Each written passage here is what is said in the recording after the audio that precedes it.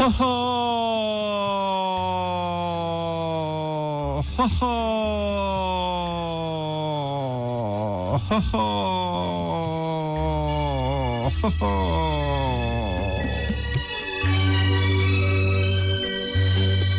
हामी एउटा घटनामा जहिले झुक्किएका छौं। जहिले हाम्रो परिस्थिति राम्रो छैन, हामी जहिले यस्तै भनेर झुक्किएका हुन्छौं।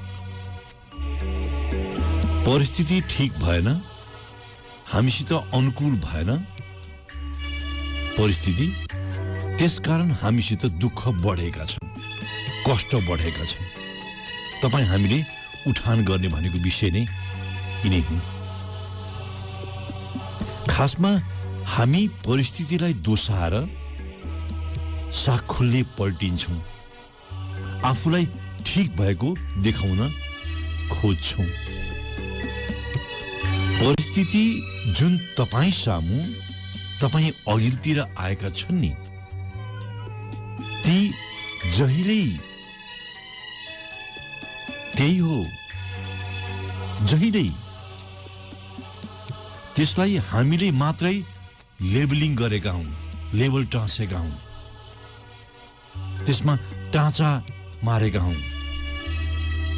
खासमा हामी आफूसितको असक्षमता लुकाउन खोज्छौं, आफ्नो कायरता छोप्न खोज्छौं र परिस्थितिलाई बात लगायो र किनार लाग्यो। भएको कति मात्रै हो भने हामी परिस्थितिहरूमा सबभन्दा राम्रो अवसर निकाल्न सकिराखेका छैनौं। जस्तो सुकै परिस्थिति होस्, त्यसबाट राम्रो निकाल्न सक्ने जुक्ति हामीमा नभएर नै हो हामी परिस्थितिलाई दोषाइ बस्छौं। सबभन्दा दामी कुरा त के थियो भने हामीसित हरेक दिन जसो आफ्नो सोच निर्माण गर्ने अवसरहरू प्रशस्त थिए। हामीलाई राम्ररी थाहा थियो हामी अतीत फेर्न सक्दैनौं, हिजो हामी फेर्न सक्दैनथ्यौं। हामीसित भेटिने मानिसहरूको व्यवहार हामी फेर्न सक्ने स्थितिमा छैनौं। जोसँग तपाईँ भेट्नुहुन्छ नि, उसको व्यवहार तपाईँ फेर्न सक्नुहुन्न। नहुने गुनामी हामी टार्न पनि सक्दैनौं।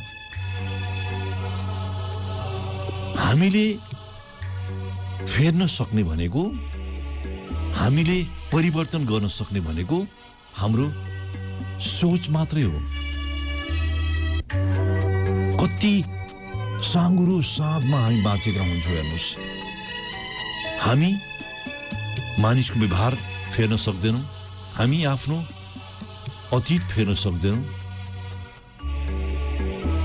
नहुने हुनामी हामी टार्न पनि सक्दैनौँ।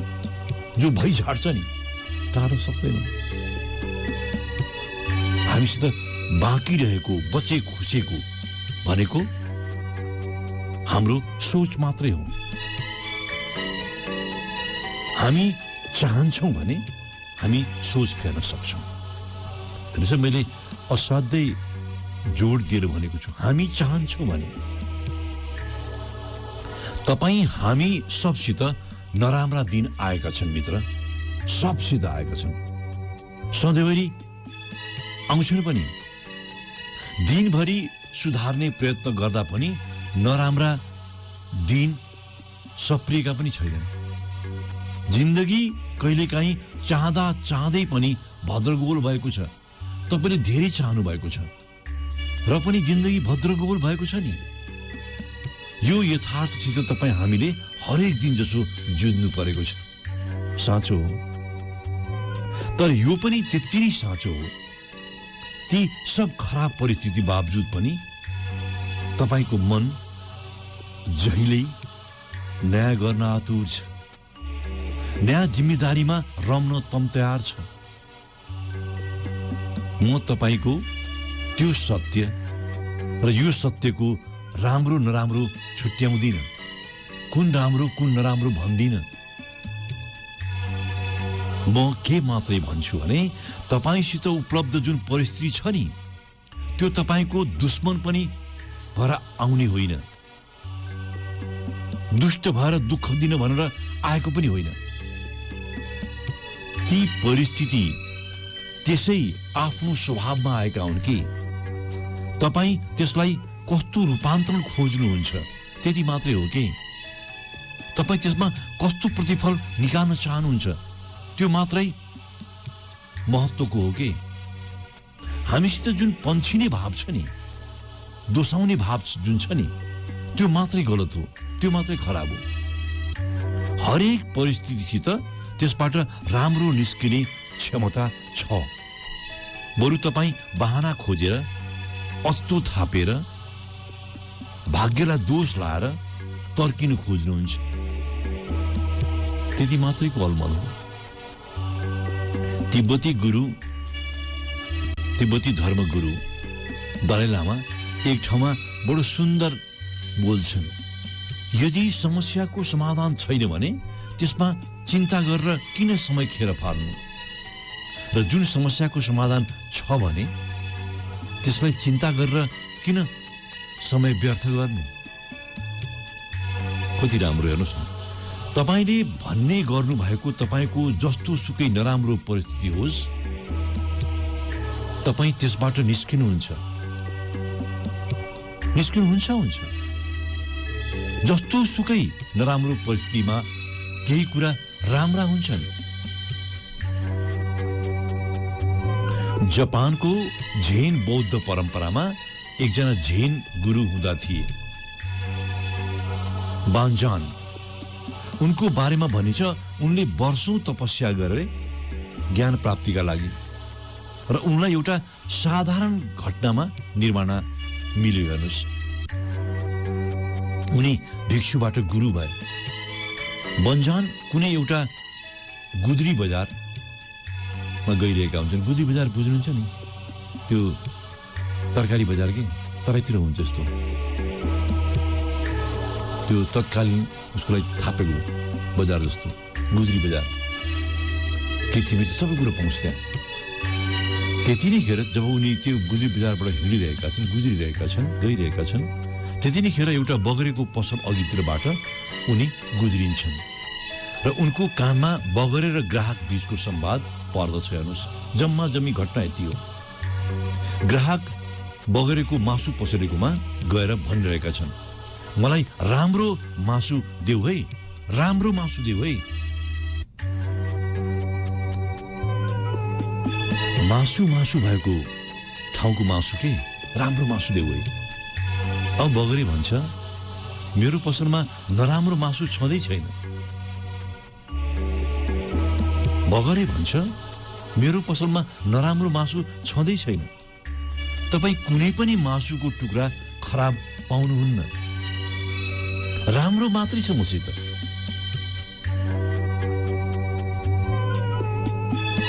भनिन्छ बगरेको यति संवादमा बान्जान ज्ञानमा उपलब्ध भयो र उनी तपस्वी झेन गुरु पनि भए। तपाईसित प्रश्न आउँछ, कसरी सबै थोक राम्रो हुन सक्छ? वाहियात। तर गहिरो ज्ञानमा यसलाई सोच्नुस् त, यो प्रकृतिमा भएका वस्तुहरू किन नराम्रोको लागि आउँछन् होला त? तपाई जुन भन्नु भएको छ नि, मेरो जिन्दगीमा यो नराम्रो भएर आयो भनेर, यो प्रकृतिमा भएका वस्तुहरू किन नराम्रोको लागि आउँछन् होला त? परिस्थितिहरू त्यस्तै हो। तपाईकोमा आएका हुन् परिस्थिति, तपाई त्यसमा राम्रो खोज्ने मात्रै सक्नुहुन्न के। सायद त्यसैले तपाईले त्यसलाई नराम्रो बताएर टार्न खोज्नु भएको हो। हिजो अस्तिसम्मको घाम तपाई अनुकूल मान्नुहुन्थ्यो हो, अब त्यसलाई खराब देख्नुहुन्छ तपाई, पोलेको देख्नुहुन्छ तपाई। जीवनका हरेक घटनासित, हरेक अवस्थासित, हरेक परिस्थितिसित चमक छ, चकित पार्ने स्वभाव छ। त्यसैले ती सब लौकिक हुन्, ती सब लौकिक हुन्। त्यसरी नै हामी जहिले रोमाञ्चित बनाएको पनि छ त्यसले हामीलाई। हरेक घटना, तपाईका हरेक घटना, हरेक परिस्थिति त त्यो चकित पार्ने स्वभाव छ के, र त्यसरी तपाईलाई रोमाञ्चित पनि बनाएको हो। तपाईँ यतिखेरको साँझ हेर्नुहोस् त, बान्जानलाई तपस्वी बनाउन पुग्दो ज्ञान जस्तै छ। धमिला धमिला आकाशले कतै कुनै मौसमलाई बोलाइरहेको जस्तो, र तपाईँ यही साँझ आफूलाई संग्रहित गरेर जिन्दगीसित संगति बनाउन खोजिरहनु भएको छ। म तपाईलाई दाहिने पारेर राख्छु, तैलीमा सँगै रहौं र रेडियोको साँझलाई बिताउँ। हस्,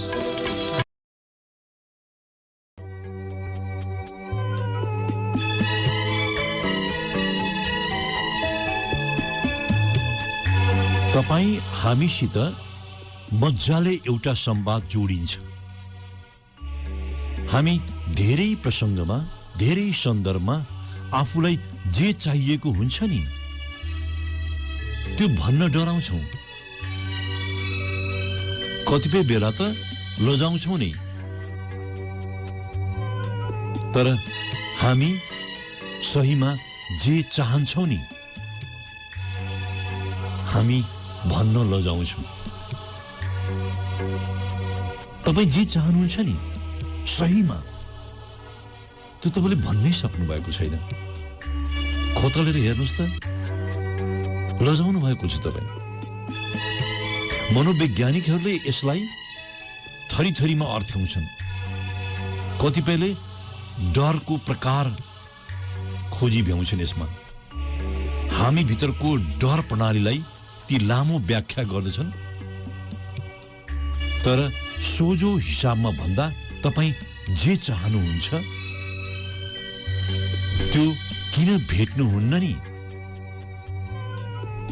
तपाईँ जे चाहनुहुन्छ प्रष्टै भन्नै सक्नुहुन्न। तपाईँ जे चाहनुहुन्छ त्यो किन भेट्नुहुन्न भने नि तपाईँ जे चाहनुहुन्छ प्रष्ट भन्नै सक्नुहुन्न। तपाईँ हामी पहिला नै अनुमान थुपारेर बस्छौँ। अनुमान पनि कस्तो भने त्यसले के पो सहयोग गर्ला र मलाई। तपाईँ चाहिएको कुरा पनि माग्न सक्नुहुन्न। तपाईँलाई चाहिएको कुरा माग्न सक्नुहुन्न तपाईँ। मैले सहयोग माग्ने कुरा त प्रसङ्ग उठाएको मात्रै हो, खासमा हामीसित त्यस्तो कौशल नै छैन भने पनि हुन्छ। त्यो भन्ने कौशल के, त्यो भन्ने कला के, हामी त्यसै पन्छिन्छौँ।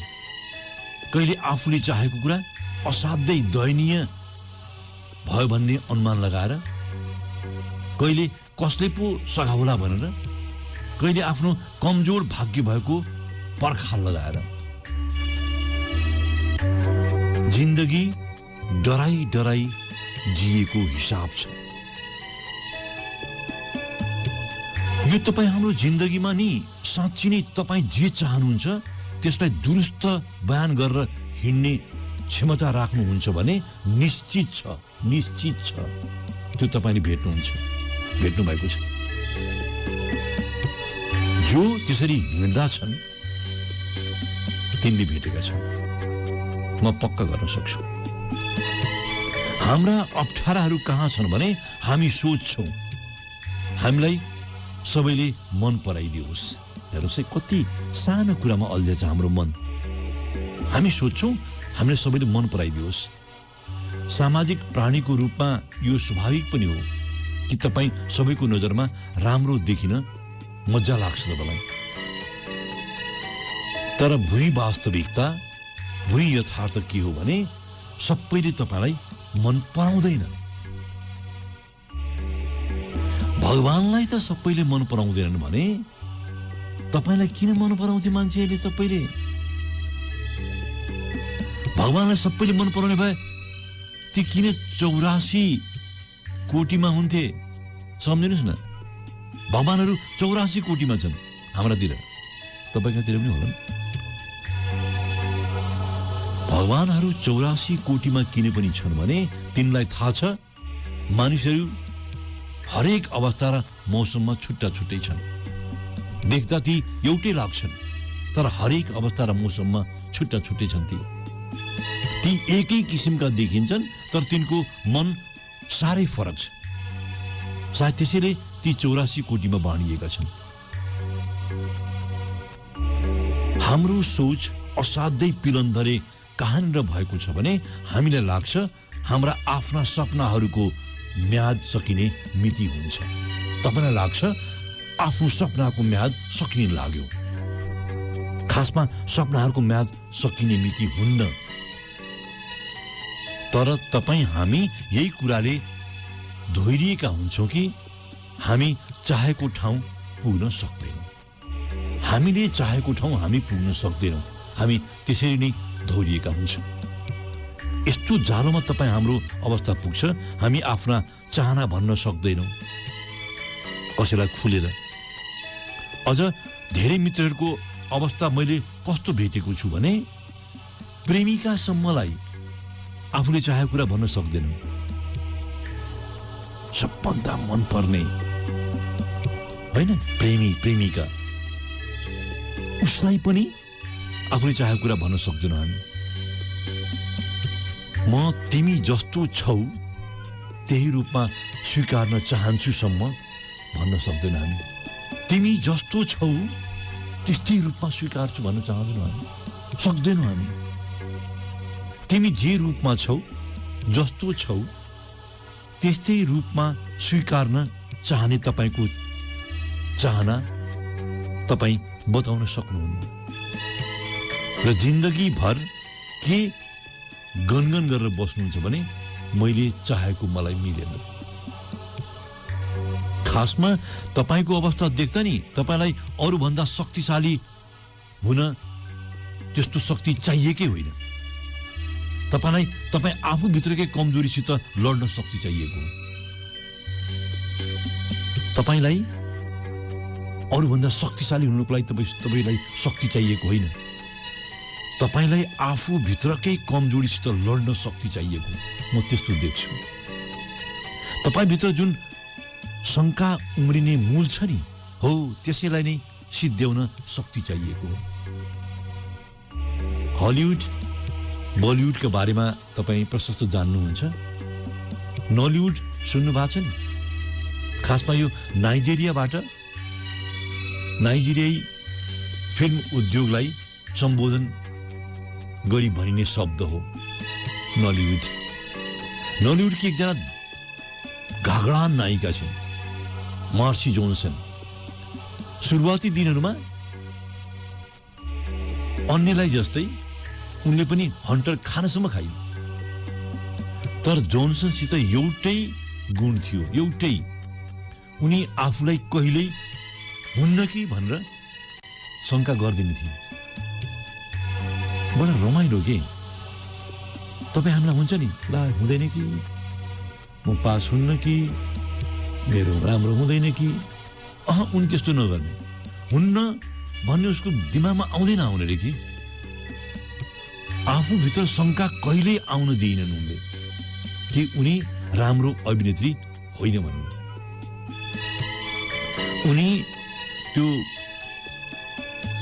सङ्घर्षको कालमा, हन्टर खाने कालमा पनि उनी के सोच्थिन् भने म सबभन्दा राम्री अभिनेत्री हुन्छु, म सबभन्दा राम्री अभिनेत्री छु।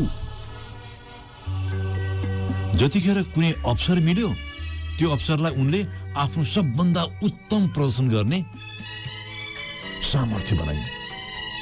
मिल्यो कि कुनै एउटा अवसर मिल्यो कि सबभन्दा बेस्ट, उम्दा, उत्कृष्ट प्रदर्शन दिने उनी। आज उनी विश्वभरि नै नलिउडकी सर्वोत्कृष्ट अभिनेत्री भनेर चिनिन्छन्। हेर्नुहोस्, मर्सी जोन्सन। अफ्रिकाकै एकजना उद्यमी छिन् लिन्डा इकेजी। खासमा उनी ब्लगर हुन्।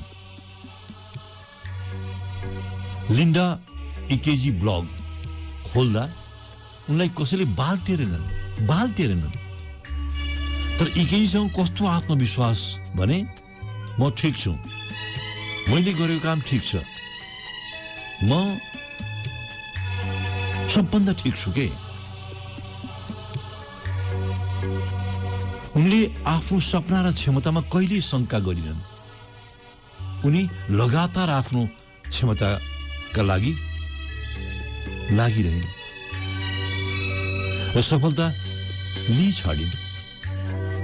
आज उनलाई सम्पूर्ण अफ्रिकामा सबभन्दा धनाढ्य ब्लगर भनेर चिनिन्छ। थुप्रै छन् यो लाइनमा जो आफूसित छन्, आफूलाई विश्वास गर्छन् र आफूसित रहन्छन्।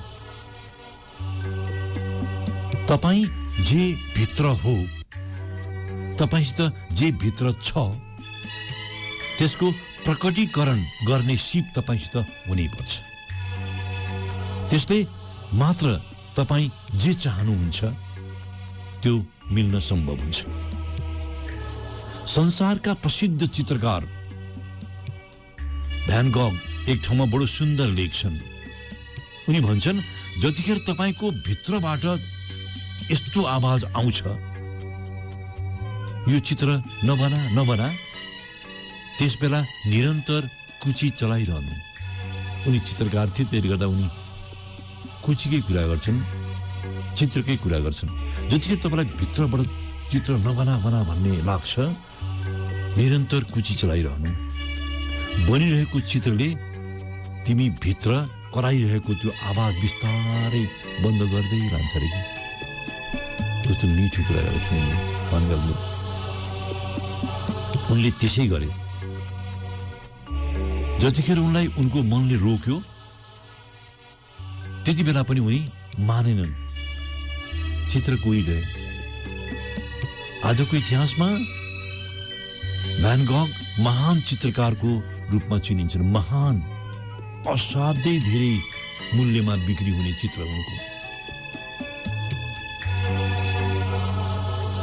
तपाईँ सहीमा जिन्दगीमा जे चाहनुहुन्छ नि, त्यसलाई मन्त्रै बनाएर भन्न सक्नुभयो भने पक्का छ तपाईले आफ्नै जीवनमा त्यो भेट्नुहुनेछ। पक्का छ त्यो तपाईले आफ्नै जीवनमा भेट्नुहुनेछ। जीवनमा चाहेको भेट्नलाई मजाले थक फुकाएर भन्न सक्नुपर्छ मित्र। भेटिन्छ, पक्का भेटिन्छ।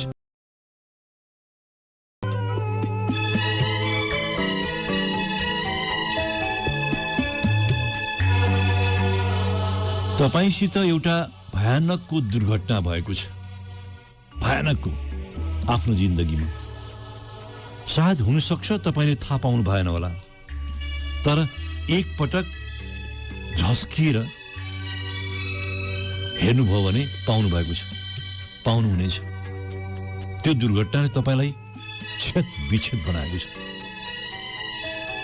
जम्मा जम्मी कारण थियो, तपाई वरिपरि थुप्रै नराम्रा मानिसहरू थिए, थुप्रै खराब मानिसहरू थिए।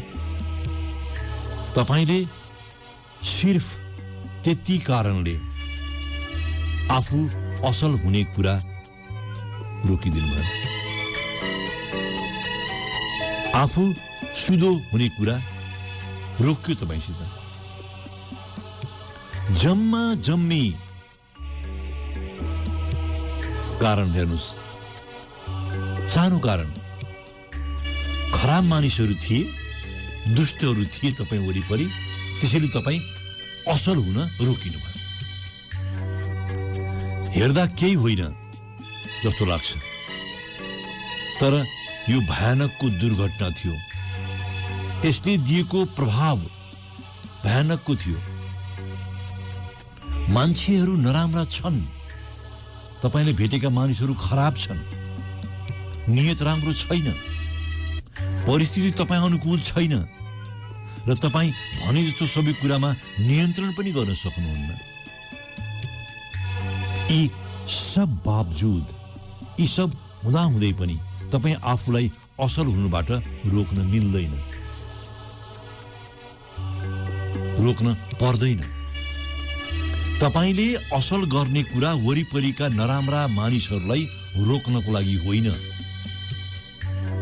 ती जहिल्यै रहनेछन्, खराब मानिसहरू जहिल्यै रहनेछन्, दुष्टहरू हाम्रो जीवनमा जहिल्यै रहनेछन्।